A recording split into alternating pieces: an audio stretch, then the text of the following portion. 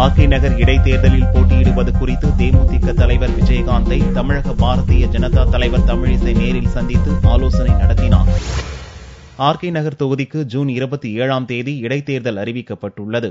ஜெயலலிதா போட்டியிட உள்ள இத்தேர்தலில் பாரதிய ஜனதா கூட்டணி சார்பில் போட்டியிடுவது குறித்து தேமுதிக தலைவர் விஜயகாந்தை வெள்ளியன்று அவரது கட்சி அலுவலகத்தில் தமிழக பாரதிய ஜனதா தலைவர் தமிழிசை சவுந்தரராஜன் சந்தித்து ஆலோசனை நடத்தினார். இந்த சந்திப்பின் போது பாரதிய ஜனதா கட்சியின் அமைப்பு செயலாளர் மோகன் ராஜுலு உடன் இருந்தார். பின்னர் செய்தியாளர்களிடம் பேசிய தமிழிசை ஆர்கே நகர் தொகுதியில் போட்டியிடுவது குறித்து கூட்டணியில் இடம்பெற்றுள்ள கட்சிகளின் தலைவர்களுடன் ஆலோசித்த பின் முடிவு அறிவிக்கப்படும் என்றார். ஆர்கே நகர் இடைத்தேர்தலை பொறுத்தமட்டில் தேசிய ஜனநாயக கூட்டணி என்ன நிலைப்பாடை எடுக்க வேண்டும் என்பதை முடிவு செய்வதற்காகத்தான் அத்தனை கூட்டணி கட்சிகளோடும் எங்கள் கட்சி தலைவர்களோடும் பேசி ஒரு முடிவெடுப்போம். ஆர்கே நகர் தொகுதியில் போட்டியிடப் போவதில்லை என்று ஏற்கனவே திமுக, பாமக, விடுதலை சிறுத்தைகள் கட்சி அறிவித்துள்ளன. சுயேட்சையாக போட்டியிட உள்ளதாக அறிவித்துள்ள டிராபிக் ராமசாமி தன்னை பொது வேட்பாளராக அறிவிக்கும்படி பல்வேறு கட்சி தலைவர்களை சந்தித்து வருகிறார் என்பது குறிப்பிடத்தக்கது.